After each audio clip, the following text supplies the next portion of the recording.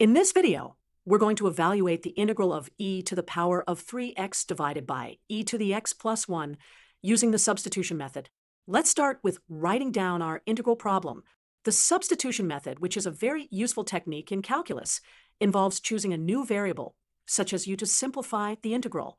In this case, let's make the substitution that u equals e to the x plus 1. Next, we need to find the differential due in terms of dx. If u equals e to the x plus 1, then the derivative of u with respect to x, which is due over dx, is e to the x because the derivative of e to the x is still e to the x, and the derivative of a constant is 0. Rearranging, we get due equals e to the x dx. Now we want to solve for dx in terms of due and substitute into the integral. Solving for dx, we have dx equals due divided by e to the x. So in our integral problem, we can now substitute u for e to the x plus 1 and due over e to the x for dx, making the integral much easier to evaluate. But we still have e to the power of 2x in our integral, and we want our integral to be entirely in terms of u and due. Since u equals e to the power of x plus 1, we can solve for e to the power of x in terms of u by rearranging to find that e to the power of x equals u minus 1. Then e to the power of 2x is simply e to the power of x squared, so it is equal to u minus 1 squared.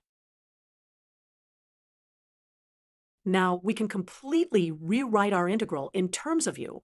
The integral becomes the integral of u minus 1 squared divided by u due. To simplify this, we'll expand u minus 1 squared to make it really simple. Expanding it gives us u squared minus 2u plus 1.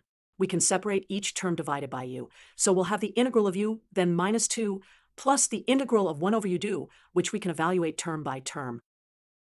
Finally, we have three terms in our integral.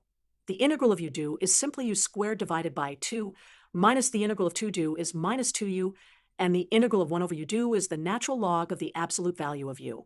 So, adding these terms together gives us u squared divided by 2 minus 2, u plus the natural log of the absolute value of u, plus a constant of integration, c.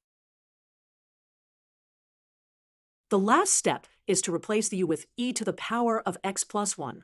So the final answer will be e to the power of x plus 1 squared over 2 minus 2 times e to the power of x plus the natural log of the absolute value of e to the power of x plus 1 plus a constant of integration, c.